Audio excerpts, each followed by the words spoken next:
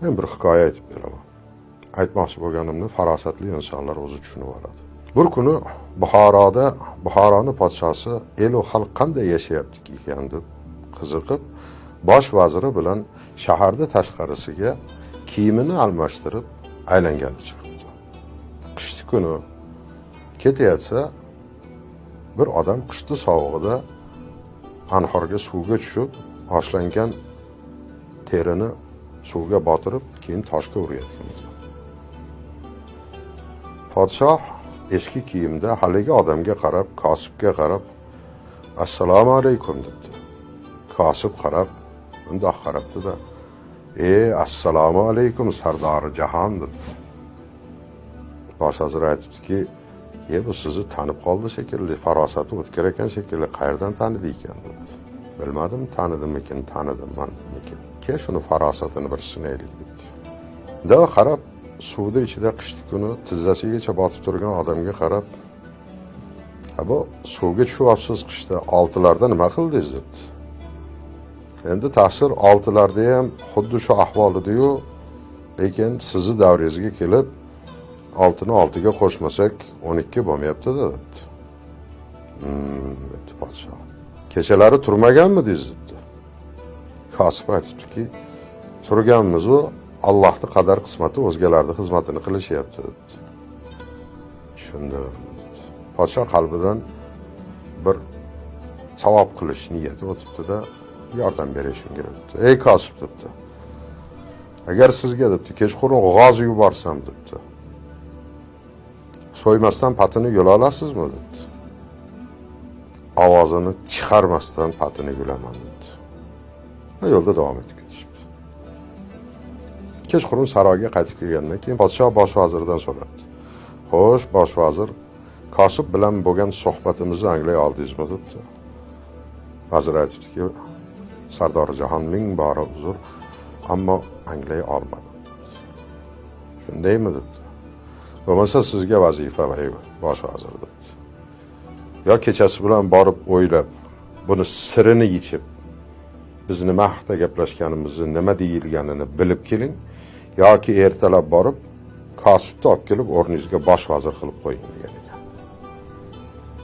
Bosh vazir o'yda, xayolda, istirobda, nima qilishini bilmay uyga borib, 3-4 xalta tilla tangani qo'yniga solib, Kosibni izlashga ketibdi. Yarim kecha Kosibni topibdi. "Assalomu alaykum." "Ha, va alaykum assalom. Keling, taqsir. Siz boya biz kelganimizda kelgan odam podshoh ekanligini bilib qoldingiz. Assalomu alaykum Sardori jahon dedingiz. Qayerdan bildingiz?" dedi. Kosib aytibdiki, "Ustidagi kiyimini har qancha almashtirsa ham" debdi. "Ha degan ekan bosh vazir, uzr" debdi. "Men" debdi, "o'zi bir kosib bo'lsam taqsir" dedi. "Sizga hozir bu javoblarni aytib qo'ysam" dedi. "Men hayotimda davom etsa, bizni tirikchiligimiz, hayotimiz qiyin. Hamma sizni tushundim" debdi. Cho'ntagidan bir xaltacha oltin beribdi. "Davom eting" dedi. "Ustidagi kiyimini har qancha almashtirsa ham Sardori jahonning savlati uni kim ekanligini bildirib turadi" dedi. "Shundan tanidim" dedi, "savlatidan" dedi. Tushundim. Sardori jahon bilan gaplashdingiz. Oltilarda nima qiluvdingiz deb so'raganida, "oltiga oltini qo'shmasak 12 bo'lmayapti-da davringizda" deb aytdi. "Bu nima degani?" dedi. Kosib tomoq quribdi. "Hazrat, biz ancha kambag'almizda, muhtojmizda, pulga ehtiyojimiz bor" dedi. Ikkinchi oltin xaltani oldi.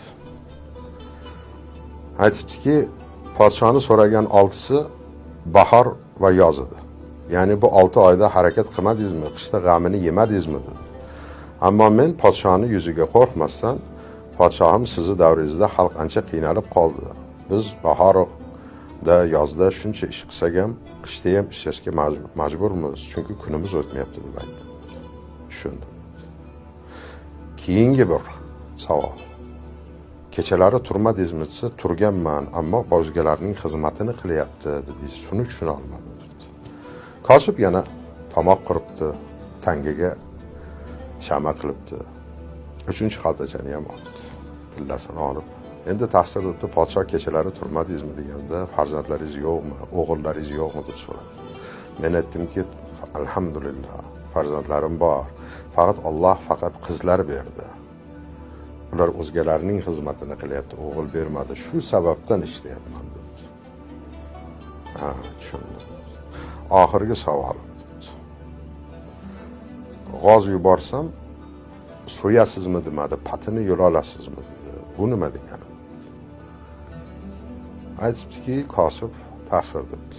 Shuncha savolingizga javob berdim. Alhamdulillah, mana rizq oldim. Pulni berdi. Endi keling qo'ying shu men bilan podshohning o'rtasidagi sir-sirlik chaqasin debdi. Bosh vazir qaytib ketdi, tonggacha tong ottiribdi. Bomdoddan keyin u paytda salom deyilgan podshohlarni salomiga kirib, salom bergandan keyin podshoh so'rabdi. Xo'sh, bosh vazir debdi. Kechagi suhbatimizni debdi. Ma'nosini chaqdingizmi? Chaqdim ta'sir. Chaqdim. Yetib bordimi? Yetib bordim. Nimalarni angladingiz? Angladim. Savlatingiz sizni bildirib qo'yganini angladim. Uni 6 oyga qo'shib 6 oy ishlamasa kun o'tmasligini angladim. Bosh vazir sifatida qayerda iqtisodiyotda xato qilayotganimizni angladim. Xo'sh, yana nimani angladingiz? Kechasi uyqu tur degani, farzanding bormi deganini angladim. Unda qizlarimni angladim. Xo'sh. Oxirgisini ham angladingizmi? G'oz masalasini desa, bosh vazir juda farosatli ekan. Ta'sir shu sababdan pati yulingan g'ozdek huzuringizda turibmizda degan ekan. Ya'ni podshoh atayin bosh vazirni uni oldiga yuborganki, o'sha tushunmaganini anglagani uchun bundan savollarga javob olib, o'sha patini yulish, ya'ni g'ozni patini yulish deb o'sha tilla olishni nazarda tutganini. Farosatli bosh vazir oxirgi savolda javobini o'zi farosati yetib topgan ekan. Bitta narsani unutmang. Hukumatda farosatsizlik mutlaqo tanazzuldir. Hukumatda farosatsizlar bo'lmasligi kerak. Ayniqsa butun boshli siyosatni yuritayotgan podshohning siyosatini, mohiyatini anglamayotgan farosatsizlar nafaqat podshoh uchun, balki xalq uchun eng katta ahmoq dushmandir. Alloh hammamizni farosatsizlardan uzoqroqda saqlasin. Hammamizni farosatimizni ziyoda qilsin. Amin.